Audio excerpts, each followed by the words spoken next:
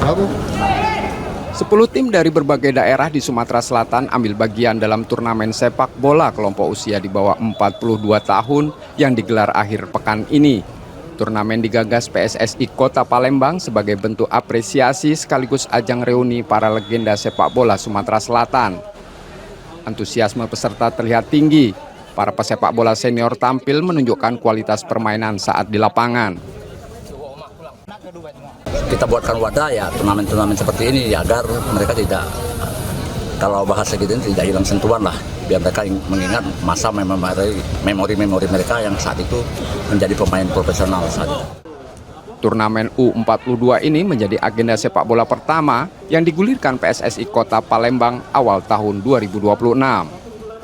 Nur Muhammad, Kompas TV, Palembang, Sumatera Selatan.